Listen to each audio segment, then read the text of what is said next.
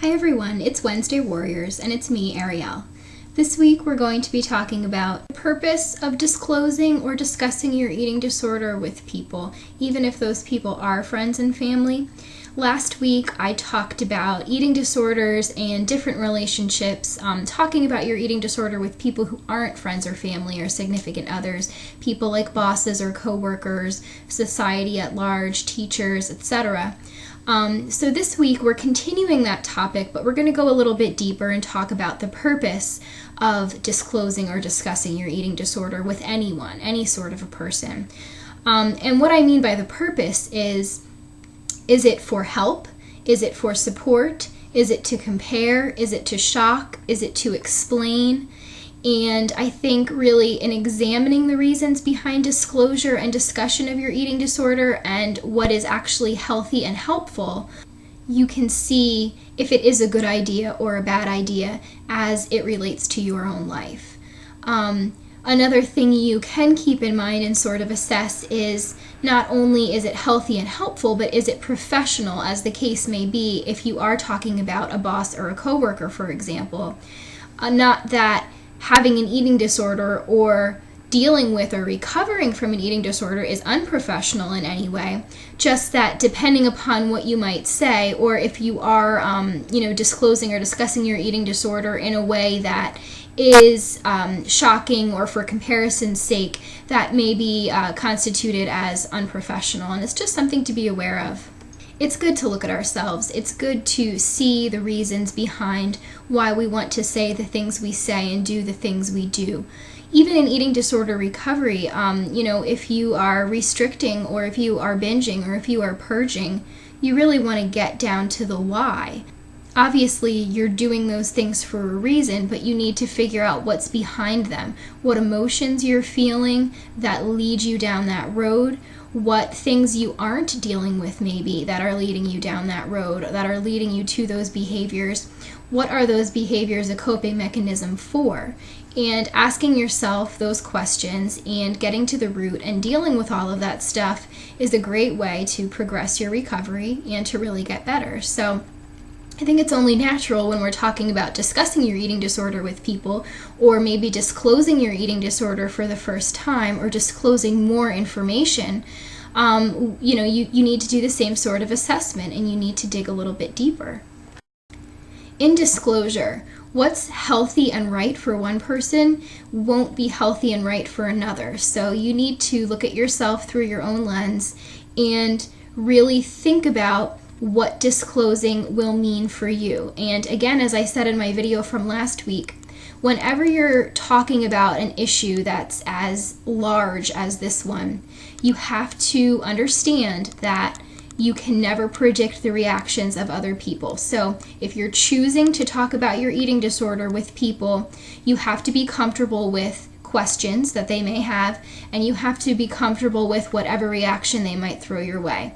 And obviously, we're not going to be comfortable with angry reactions or mean reactions or harsh reactions or unfair reactions. That would be silly to be comfortable with that. But you have to be comfortable with the possibility that those are reactions that you may get and that you're prepared for the circumstances if it does go down that road.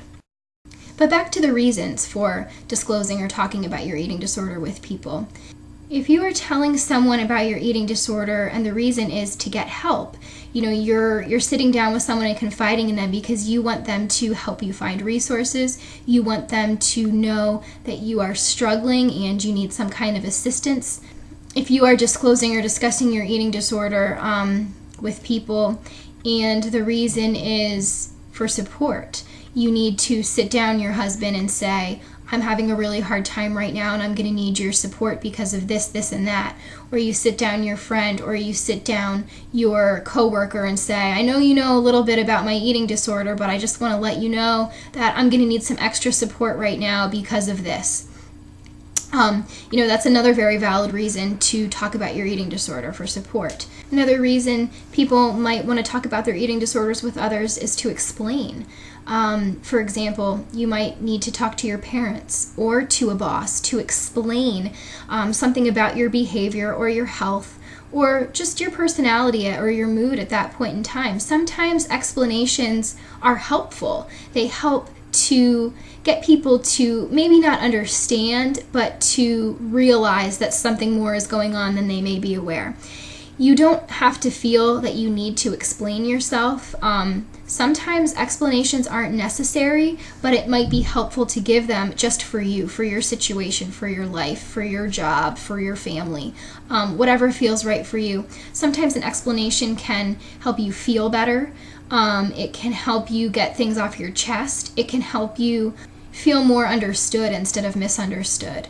And that's a call that you're going to have to make. And again, as I said last week in my video, an explanation doesn't have to mean that it's that all or nothing attitude. You don't have to, in explaining, tell someone everything or nothing. So there is a middle ground, and you get to decide what you tell and what you don't tell. If you're explaining to someone what you're going through, you don't need to feel that you have to start at day one and tell them about all your years of struggling, or everything that ever happened to you, or what happened at your worst and what happened at your best, or who's in your corner, or what therapist you're seeing, or what your behaviors are. You can tell them whatever you would like to tell them that you think might help with the explanation. Sometimes the explanation is as simple as, I have an eating disorder, I've been in recovery, and right now I'm having a little bit of a hard spell, but I'm trying to get back on my feet. End of story. It's going to be different for everyone, but just listen to yourself. Some other reasons as far as disclosure or discussion of your eating disorder with people that you want to be careful of are if the reason is to compare. And it's something I think people need to recognize, because very wonderful, good-hearted people even have that seed within them of wanting to compare sometimes. And it may not really be them. It may just be the nature of the disease. It may just be the nature of your eating disorder and of your recovery that you're going to be apt to compare. Sometimes it happens without even realizing. Sometimes in trying to explain yourself, which is very positive, you end up giving a little bit more information than is necessary, just to sort of compare yourself to the people or the person that you're talking to, or just to let them know how bad things really are, in case they were thinking otherwise. You just want to be aware of your motives, that's all. And again, with the all or nothing, you don't have to disclose how little or how much you ate in a day, or how little or how much you weigh, in order to tell someone that you're struggling with an eating disorder and need support. So it's just something that you want to sort of look within and see, maybe I'm doing this. Oh my goodness, maybe I've done this in the past and I didn't even realize it. And don't take blame and don't fault yourself. Just understand that maybe it's the nature of your eating disorder, and maybe you can try to keep it in check a little bit more. It's as simple as that. Another reason for disclosure or discussion of your eating disorder you want to be a little bit wary of is shock. Are you saying the things you're saying to shock people?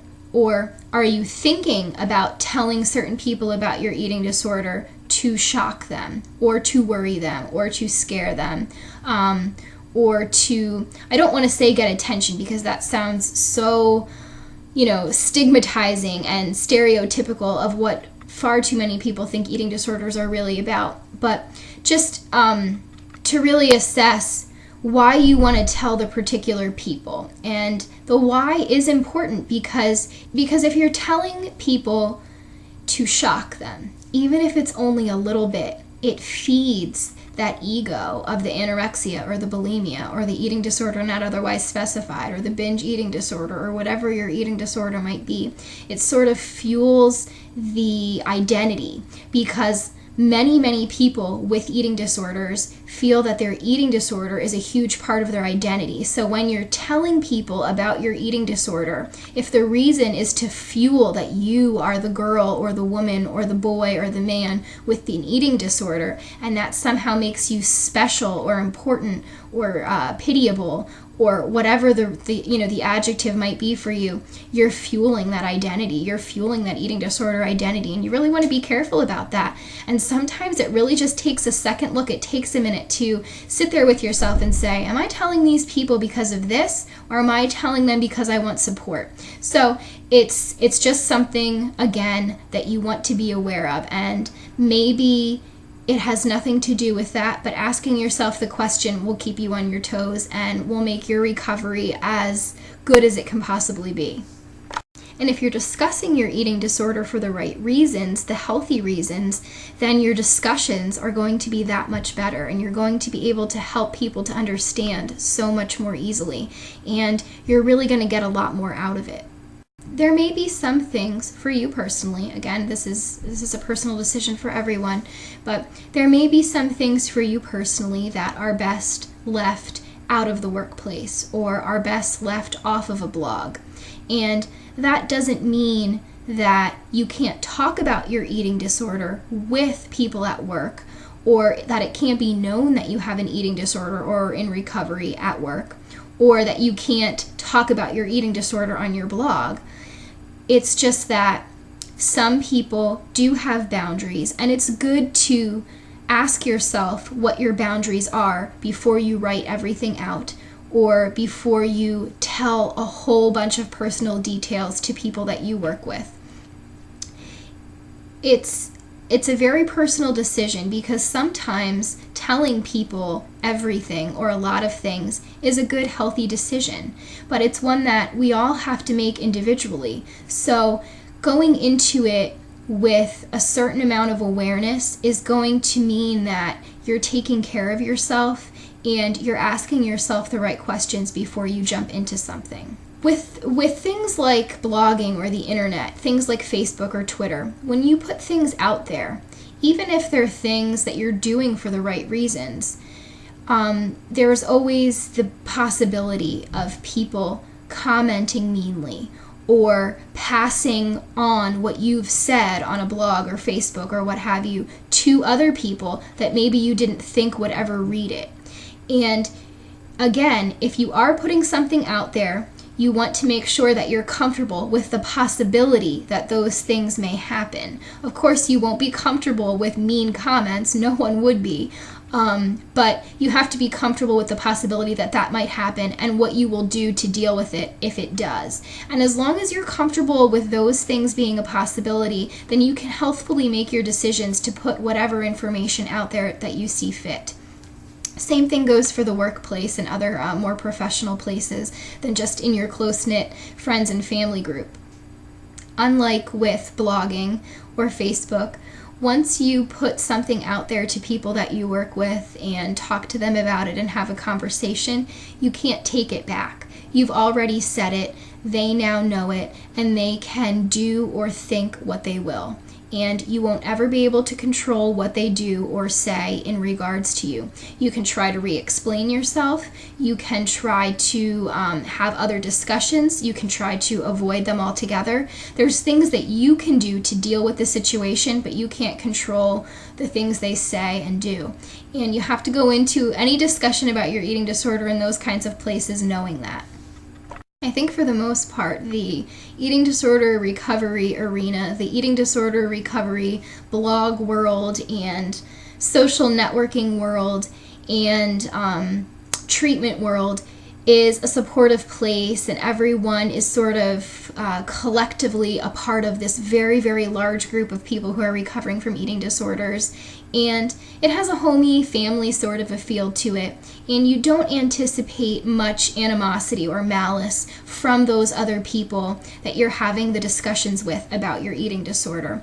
But the entire world at large isn't made up of other people with eating disorders or other people who are eating disorder professionals or other people who are in recovery from an eating disorder. So I think sometimes it's just about reminding yourself, I'm very used to disclosing this, and that, or I'm very used to giving a lot of information because I'm used to being around or with or writing to people who really understand where I'm coming from. But not everyone is going to understand where I'm coming from. So I just need to take this a little more slowly. I just need to dip in instead of jumping in head first. It's just a friendly reminder to yourself. And I think if you are aware and focused and smart, you have the opportunity to actually have some fabulous discussions and to really get the help and support that you need with the other people out there who don't have eating disorders. I hope you all have a wonderful week out there, and I will see you next time.